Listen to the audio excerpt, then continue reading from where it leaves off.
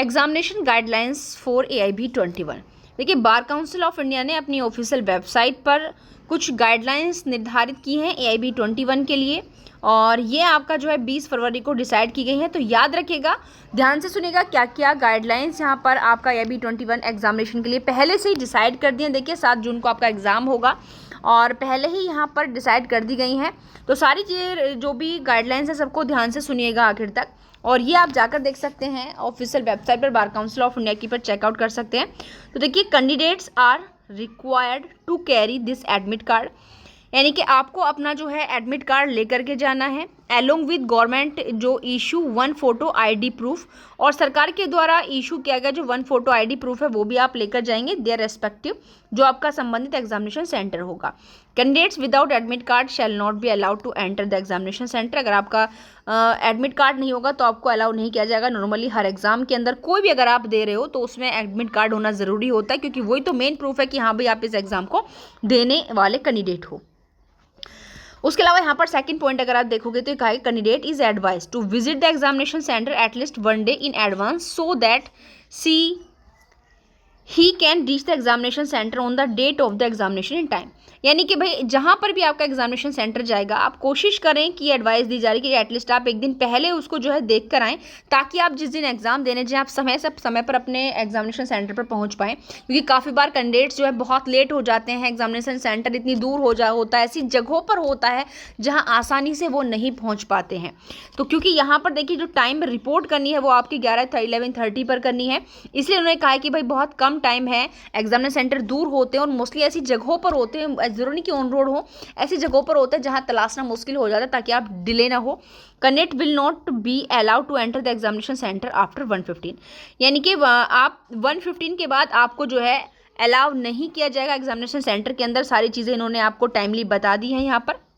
बाकी कैंडिडेट्स जो bare act allow है उनको जो कैरी करेंगे वो कौन से होंगे, विदाउट नोट्स एंड कमेंट्स, यानी कि उन पर कोई कमेंट्स ना हो, नोट्स ना हो, और इनसाइड द एग्जामिनेशन सेंटर वो लेकर जा सकते हो।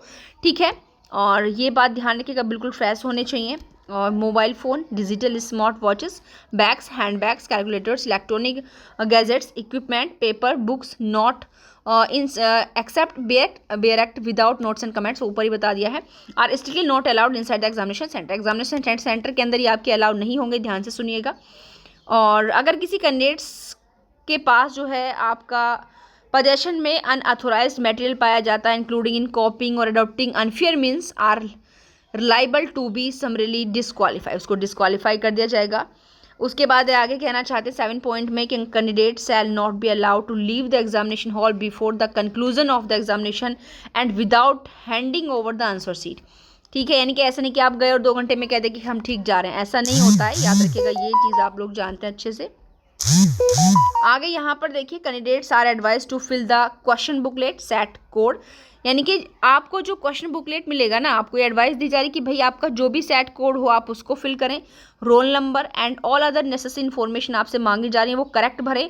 OMR answer sheet, any errors और omission in these entries will lead to the direct rejection of the answer copy, क्योंकि ये दिक्कत बहुत बच्चे करते हैं यहाँ पर, यानी कि सेट कोड गलत डाल दिया, किसी चीज़ में मिस्टेक कर दी तो बाद में बहुत समस्याएं होती हैं। तो भाई ध्यान से देखिएगा, अगर कुछ भी दिक्कत हुई OMR सीट आंसर सीट में तो फिर आपका जो रिजेक्ट कर दिया जाएगा। उसके बाद जो कैंडिडेट 40% से ज़्यादा डिसेबल हैं तो उन्हें 20 मिनट एक्स्ट्रा दिया जाएगा टाइम पर आवर, यानी कि ऐसा नहीं कि 3 घंटे में 20 मिनट एक्स्ट्रा, नहीं, हर घंटे में 20 मिनट उनको जो है एक्स्ट्रा दिया जाएगा। एक तरीके से समझ लीजिए कि उनको 1 आवर आपका एक्स्ट्रा दिया जाएगा। ओके, और आगे कहना चाह रहे हैं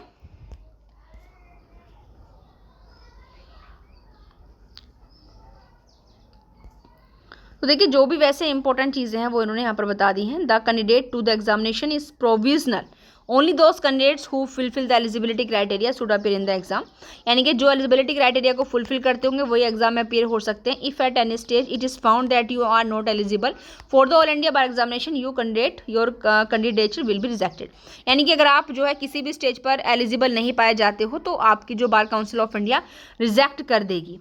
लेकिन अब आप लोग जानते हैं कि अब आप यहाँ पर जो है कौन कौन बच्चे यहाँ पर आप फॉर्म फिल कर सकते हैं। यदि आप फाइनल ईयर के फाइनल सेमेस्टर में, और इस बार बच्चों को गोल्डन अपॉर्चुनिटी मिलेगी जो छठे सेमेस्टर में या फिर 10th सेमेस्टर में है, यानी कि 3 ईयर के आपका 6 सेमेस्टर हो गया, और 5 ईयर का आपका 10 सेमेस्टर हो गया, या फिर LLB तो कंप्लीट हो चुकी है बट अभी बार काउंसिल में रजिस्ट्रेशन नहीं कराया है। जिनकी भी ये सिचुएशन है वो AIB एग्ज़ाम आराम से दें और फिर टाइम रहते, लेकिन याद रखिएगा अपना जो है रजिस्ट्रेशन आप लोग करा लें। ठीक, तो ये सारी इंपॉर्टेंट इंस्ट्रक्शंस मैंने यहाँ पर दे दी है। तो भाई जो भी यहाँ पर महत्वपूर्ण गाइडलाइंस दी हैं AIB 20 के लिए बार काउंसिल ऑफ इंडिया ने, उनको ध्यान से देखिएगा।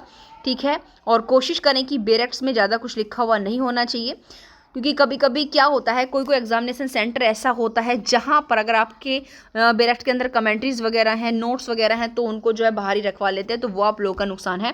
लेकिन एक बात फिर जो मैंने पहले भी जब आपका AIB 20 हुआ था आपको बताई थी कि ये बेरेक्ट से कुछ भी नहीं होगा जब तक आप बेरेक्ट को रिवीजन नहीं करोगे। तो कोशिश करें कि बेरेक्ट भी आपके काम तभी आएंगे जब आपने इन बेरेक्ट्स को कई बार रिवीजन कर लिया है। आप लगातार AIB देने वाले बच्चों का हाल देख चुके हैं भाई। जो पहली बार है उनको मेरी एडवाइस है कि अगर आप फर्स्ट टाइम में ही AIB एग्जाम क्रैक कर लें, इसके लिए आपको पहले से सारे बेरेक्ट्स को अच्छे से डिटेल में पढ़िएगा, प्रीवियस ईयर के पेपर सॉल्व कीजिएगा। देखिए ऐसा नहीं कि प्रीवियस ईयर पेपर सॉल्व करके कि हमें कुछ मिला है, बिल्कुल मिलता है भाई, क्योंकि उन्हीं चैप्टर से तो चीज़ें लगती हैं। केस लॉस मुख्यतः लग जाते हैं। आप जो 25 के रिसेंटली केस लॉस भी तैयार करें, कॉन्स्टिट्यूशन के, BSA के, BNSS के और BNS के जो आपके लीडिंग केस लॉस हैं आप उनको तैयार करें, कॉन्ट्रैक्ट के। इसके अलावा अगर मैं यहाँ पर बात करूँ कि भाई जो कैंडिडेट लगभग ऐसे भी होंगे जो चौथी बार भी AIB 21 देंगे, तो वो अब तक देख चुके हैं अपनी गलती से ही इतना सीख जाइए कि इस बार बेक ओनली ओपन बेरेक्ट के चक्कर में मत पड़िएगा।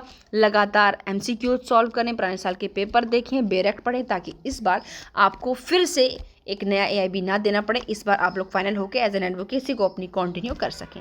तो आज के लिए इतना ही, मिलते हैं नेक्स्ट वीडियो में। Thank you.